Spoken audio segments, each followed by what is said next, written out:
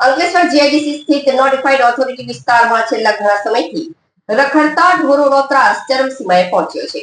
ઢોરોના કારણે વાહન ચાલકો, રાહદારીઓ અને મહિલાઓમાં સતત અકસ્માતનો ભય સતાવી રહ્યો છે. ત્યારે અગાઉ ઈજા અને વાહનોના નુકસાનની ઘટનાઓ પણ બની ચૂકી છે. સ્થાનિકોના ભારે રોષ અને વારંવારની રજૂઆતો બાદ નોટિફાઈડ ઓથોરિટી દ્વારા ઢોર પકડવાની ઝુંબેશ પૂરજોશમાં શરૂ કરવામાં આવી છે. નોટિફાઈડ ઓથોરિટી ભરૂચ પાંજરાપોળ અને કામધેનુ ગૌરક્ષા સમિતિના સંયુક્ત ઉપક્રમે રખડતા ઢોરોને પકડી પાંજરાપોળ મોકલવાની કામગીરી ચાલી રહી હતી. આ દરમિયાન એક ભયાનક દ્રશ્ય સામે આવ્યું હતું.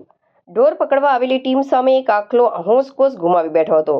આખલો પાછળથી દોડી આવીને સીધો ટીમની ગાડીની કેબિન તરફ ધસી ગયો હતો અને અંદર બેસેલા ચાલકને ભેંટી મારી ઈજા પહોંચાડવાનો પ્રયત્ન કર્યો હતો.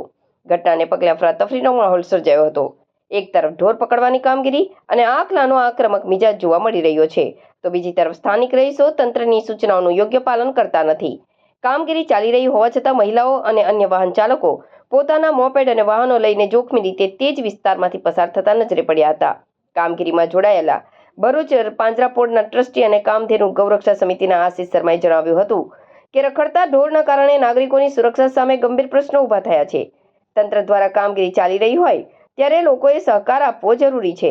કામગીરી દરમિયાન સૂચનાઓનું પાલન થાય અને વાહન ચાલકો તથા રાહદારીઓ સાવચેતી રાખે તેવી મારી અપીલ છે. સ્થાનિક રહીશો હવે આ સમસ્યાનો કામચલાઉ નહીં પરંતુ કાયમી ઉકેલ લાવવા માટે નોટિફાઈડ ઓથોરિટી સતત અને કડક કામગીરી કરે તેવી માંગ કરી રહ્યા છે. શર્મા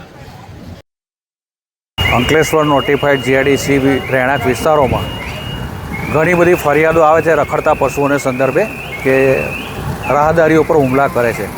પણ જ્યારે જીઆઈડીસી તરફથી રખડતા પશુની ડ્રાઈવ કરવામાં આવે છે તે દરમિયાન સિક્યુરિટી ગાર્ડ તરફથી કડક સૂચના અને આદેશ આપવામાં આવે કે ભાઈ આ રાહદારી રસ્તો હાલ પૂરતો બંધ રાખવામાં આવે. તેમ છતાં કેટલાક અણસમજુ કે પોતાની જાતને મહાન સમજનાર મહિલાઓ વર્ગ પણ પોતાના બાળકોને લઈને આ હુકમનો અવગણના કરીને પશુ ડ્રાઈવ ચાલતી વખતે વચ્ચેથી એક્ટિવા પસાર કરે છે, જે જાન માટે બહુ ખતરો છે. ફરિયાદ તમે જ કરો છો રહેણાંક વિસ્તારોમાંથી અને એનું આજ્ઞાનું પાલન તમે કરતા નથી.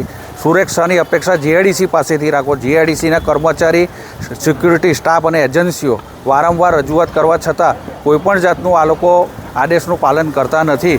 આમાં મોટી જાનહાનિ થઈ શકે એની જવાબદારી પોતાના વાહન ચાલકોની રહેશે.